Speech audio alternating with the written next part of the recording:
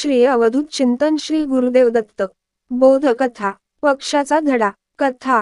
एकेकाळी गोष्ट आहे, एका राज्यात एक राजा राज्य करत होता। त्याच्या वाड्यात एक अतिशय सुंदर बाग होती।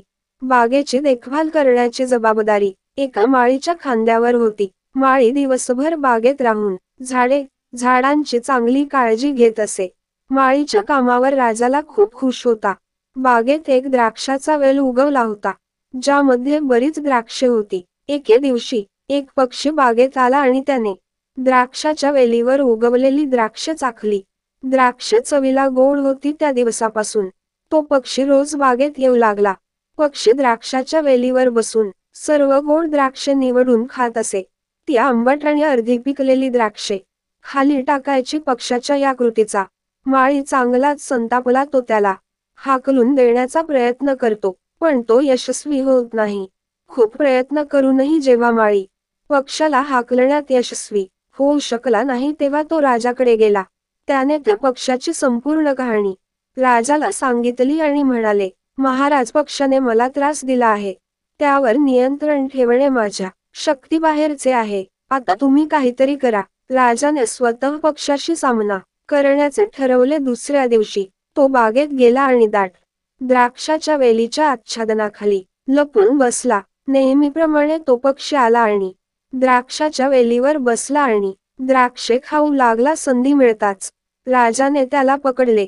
पक्षाने स्वतःला राजाच्या तावडीतून सोडवण्याचा खूप प्रयत्न केला, परंतु सर्व व्यर्थ। शेवटी तिने राजाला आपली सुटका करण्याची विनंती करायला सुरुवात केली। राजा यासाठी तयार नव्हता।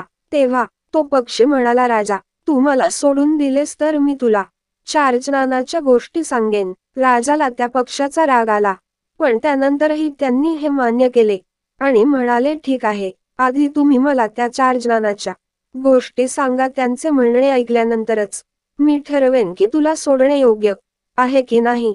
पक्षी म्हणाला, ठीक आहे राजन, तर ऐका। सर्वप्रथम कोणत्याही शत्रूला कधीही सोडू नका। ठीक आहे, आणि दुसरी गोष्ट? राजा म्हणाला, दुसरी गोष्ट म्हणजे कधीही अशक्य गोष्टीवर विश्वास ठेवू नका। पक्षी बोलला, तिसरी गोष्ट? भूतकाळाबद्दल पश्चाताप करू नका। आणि चौथी गोष्ट? राजन, चौथी गोष्ट खूप खोल आहे, मला तुम्हाला ते सांगायचे आहे, पण तुम्ही मला इतके घट्ट धरले आहे की माझा गुदमरतो आहे। जर तू तुझी पक थोडी सैल केलीस तर मी तुला चौथी गोष्ट सांगेन। पक्षी म्हणाला। राजाने पक्षाशी सहमत दर्शवली आणि त्याची पक सैल केली। पक सैल झाल्यावर पक्षी राजाने एक हात सुटला आणि तो पक्षी उडून झाडाच्या उंच फांदीवर बसला। आपली फसवणूक झाल्यासारखा राजा त्याच्याकडे बघत राहिला।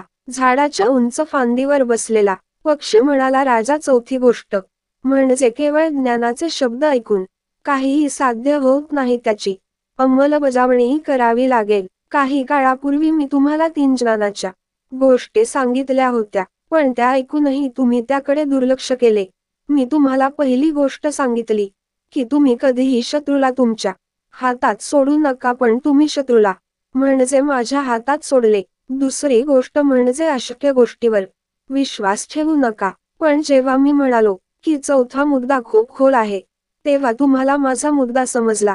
तिसरी गोष्ट जी मी तुला सांगितली ती म्हणजे भूतकाळाबद्दल पश्चाताप करू नकोस आणि पहा, तुझ्या तावडीतून माझ्या सुटकेचा तुला पश्चाताप होत आहे। असे म्हणत पक्षी तिथून उडून गेला आणि राजा हात चोळत राहिला। बोध. नुसते ज्ञान मिळवून ज्ञानी होत नाही। ज्ञानी व्यक्ती तो असतो जो त्याने घेतलेले ज्ञानाची अंमलबजावणी लागू करतो। आयुष्यात काय घडले यावर आपले नियंत्रण नसते, परंतु वर्तमान आपल्या हातात असते। असा वर्तमान उद्याचे भविष्य घडवेल। त्यामुळे वर्तमानात राहून काम करा आणि भविष्य घडवा। श्री अवधूत चिंतन श्री गुरुदेव दत्त।